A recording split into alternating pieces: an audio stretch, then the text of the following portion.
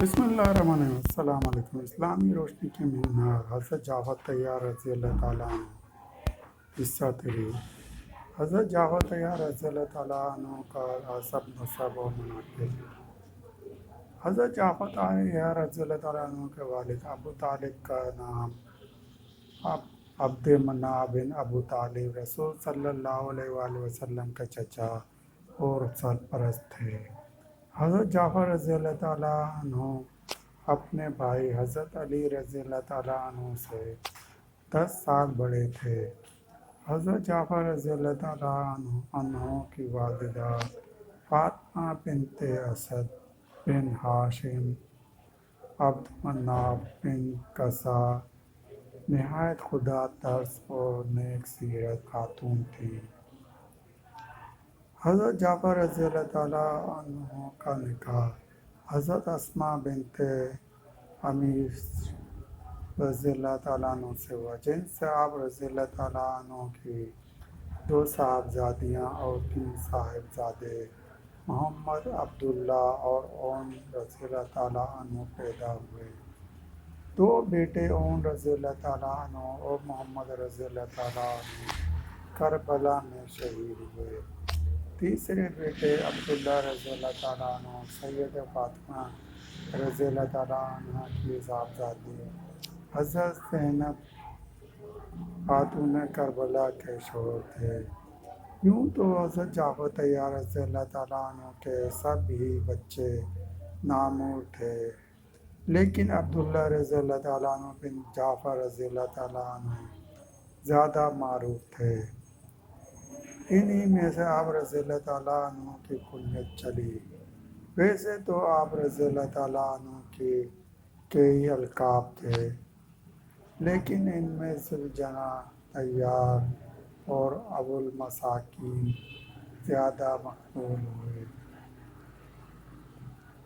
آپ رضی اللہ تعالیٰ عنہ کا شمار سابقون الاولون میں ہوتا ہے۔ حضرت جعفر رضی اللہ تعالیٰ عنہ کا اللہ تعالیٰ نے بے شمار خوبیوں سے نوازا تھا۔ آپ رضی اللہ تعالیٰ عنہ نہایت منکسر مزاج، شیریں کلام، وسیع اللسان تھے۔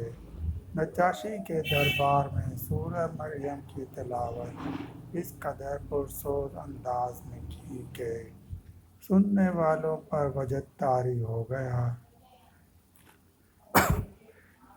آپ رضی اللہ تعالیٰ عنہ صاحب فضل و کمال، عظیم مدبر و منتظم تھے۔ جرأت و استقلال، ذہانت و فطانت، قیادت و سیادت اور امارات میں ید طولن تھے۔ ہجرت ثانیہ میں اپنی اہلیہ حضرت اسماء بنت امیس کے ساتھ حبشہ ہجرت کی تو رسول صلی اللہ علیہ وآلہ وسلم نے آپ رضی اللہ تعالیٰ عنہ کو حبشہ کے مہاجرین کا امیر مقرر فرمایا۔ آپ رضی اللہ تعالیٰ عنہ نے اپنی بہترین علمی اور انتظامی صلاحیتوں کی بدولت مہاجرین حبشہ کی خوب خدمت کی اور امارت کا حق ادا کیا۔ حضرت جعفر طیار رضی اللہ تعالیٰ عنہ 7 ہجری میں اپنی اہلیہ کے ساتھ حبشہ سے مدینہ منورہ تشریف لائے۔ اس وقت اللہ کے نبی صلی اللہ علیہ وآلہ وسلم میں خیبر میں تھے۔ حضرت جعفر رضی اللہ تعالیٰ عنہ فرماتے ہیں کہ جب ہم رسول صلی اللہ علیہ وآلہ وسلم کے پاس پہنچے تو آپ صلی اللہ علیہ وآلہ وسلم نے ہمارا استقبال کیا، مجھے گلے لگایا اور فرمایا، میں نہیں جانتا کہ مجھے فتح خیبر کی زیادہ خوشی ہے یا جعفر رضی اللہ تعالیٰ عنہ کی آمد کی۔ اتفاق سے ان کی آمد فتح خیبر کے روز ہوئی تھی۔ مشکوٰۃ شریف۔ شبیر رحمۃ اللہ علیہ سے روایت ہے کہ حبشہ سے واپسی پر حضرت جعفر رضی اللہ تعالیٰ عنہ بن ابی طالب حضور صلی اللہ علیہ وآلہ وسلم سے ملے تو آپ صلی اللہ علیہ وآلہ وسلم نے ان سے معائقہ کیا اور ان کی آنکھوں کے درمیان بوسہ دیا۔ سنن ابو داؤد۔ دوستوں سلسلہ کی جا رہی ہے۔